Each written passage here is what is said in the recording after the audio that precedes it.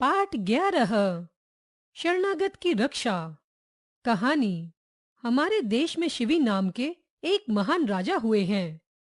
शिवी बहुत धर्मात्मा, दयालु और प्रजापालक शासक थे। उनके राज्य में सभी प्राणी सुखी थे। शरणागत की रक्षा करना वे अपना धर्म मानते थे। इससे उनकी ख्याति दूर दूर तक फैल गई। शिवी की बढ़ती ख्याति देवराज इंद्र तक भी पहुंची। इंद्र शिवी की परीक्षा लेना चाहते थे। उन्होंने अग्निदेव से कबूतर बनने के लिए कहा और स्वयं बाज का रूप धारण कर लिया। एक दिन राजा शिवी अपनी राजसभा में बैठे थे। उसी समय एक कबूतर उड़ता हुआ वहां आया और राजा के पैर पर बैठ गया। वह बाज के पंजों से घायल था। राजा ने उसके ऊपर प्रेम से हाथ फेरा और उसकी हर प्रकार से रक्षा करने का निश्चय किया। इतने में एक बाज उड़ता हुआ आया और राजा के सामने बैठ गया। बाज ने कहा, महाराज, आप न्याय को जानने वाले हैं। आपको किसी का भोजन नहीं छीनना चाहिए। यह कबूतर मेरा भोजन है। आप इसे छोड़ दीजिए। मैं बहुत भूखा हूँ।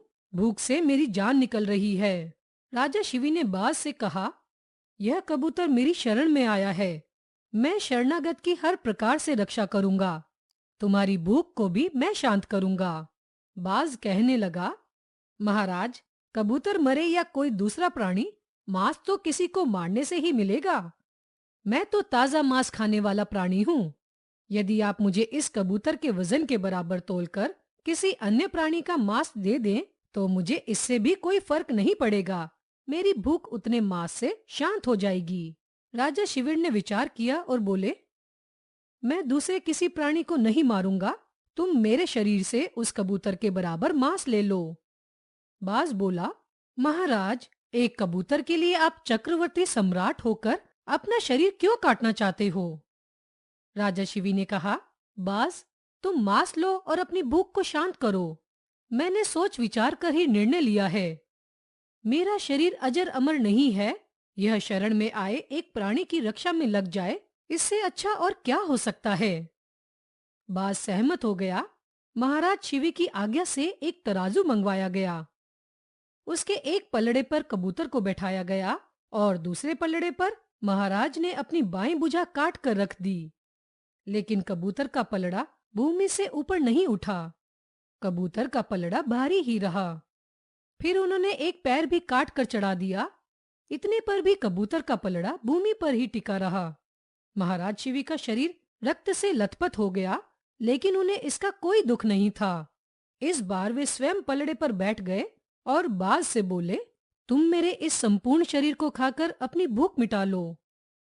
महाराज शिवी के पलड़े पर बैठते ही पलड़ा भारी होकर भूमि पर टिक गया और कबूतर का पलड़ा ऊपर उठ गया। अचानक दरबार में दिव्य प्रकाश हुआ। बाज साक्षात देवराज इंद्र के रूप में प्रकट हो गया और कबूतर बने अग्नि देवता भी अपने रूप में साक्षात खड़े हो गए।